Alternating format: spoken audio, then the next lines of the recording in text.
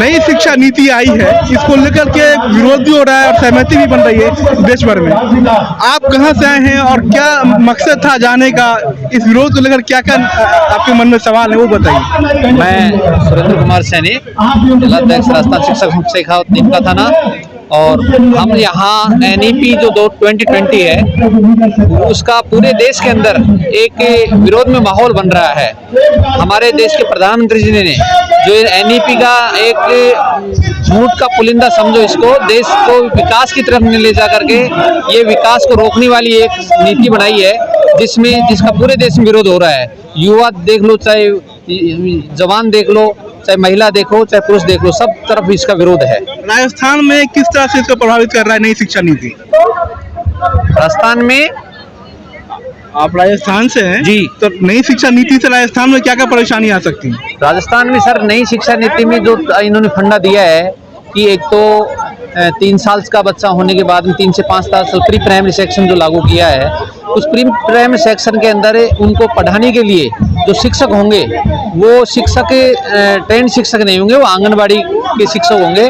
और आंगनबाड़ी में जो शिक्षक काम करती है, जो आंगनबाड़ी कार्यकर्ता होती है, वो कोई ट्रेंड नहीं होती है। जबकि बाल मनोविज्ञान ये कहता है कि बच्चे में जो मस्तिष्क डेवलप होता है, 90% मस्तिष्क का विकास छोटी उम्र में हो जाता है। और उसको जो उस टाइम जो उसका जो मतलब ज्ञान दिया जाना चाहिए, वो उस टाइम मार्गदर्शन उसको जो मिलना चाहिए सही टीचर का, वो जरूरी है। तो अगर उस टाइम मार्गदर्शन मिलेगा तो वो आगे जाकर उसका विकास, व्यक्तित्व का विकास सही तरीके से नहीं होगा। अगर ये विरोध जारी रहा तो क्या 2024 से पहले मोदी सरकार को नुकसान होगा? जरूर सर, निश्चित होगा। मोदी सरकार को ये जो न्यू एजुकेशन पॉलिसी है, इसके ऊपर पूरे देश के अंदर पूरा और हमारे राजस्थान में इसका भरपूर विरोध हो रहा है। और अगर इसको वापस नहीं लिया मोदी जी ने तो इसका नुकसान उनको 2024 जो आम चुनाव आने वाले हैं उसमें उसका नुकसान जरूर भुगतना पड़ेगा।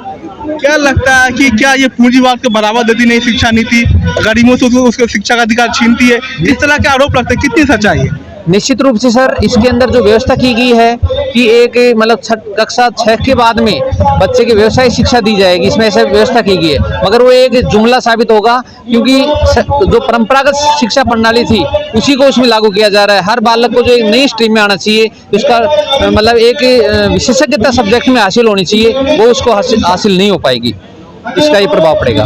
एक चीज हम देख रहे हैं, चाहे हरियाणा हो चाहे राजस्थान हो, हिंदू मुस्लिम फैक्टर बहुत काम कर रहा है।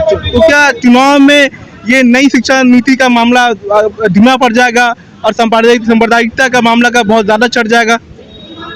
ऐसा तो जो वर्तमान में हमारी केंद्रीय सरकार है वो ऐसा करने की कोशिश कर रही है, मगर हमारे राजस्थान में ऐसा होगा नहीं, क्योंकि NEP का जो विरोध है वो बहुत पुरजोर से भी विधानसभा के चुनाव नजदीक होने वाले हैं। जी सर, अभी दिसंबर में चुनाव होने हैं, तो वहाँ मतलब ये जो हमारे जो माननीय मुख्यमंत्री हैं वो इस मामले में काफ़ी संवेदनशील हैं। जहाँ भी कोई ऐसा ये कोशिश करते हैं दंगे कराने की, तो ये तुरंत वहाँ जाकर कंट्रोल करते हैं और अच्छा मतलब कंट्रोल अच्छा हो जाता है, जिसके कारण से इसका हिंदू मुस्लिम का कोई प्रभाव नहीं पड़ेगा।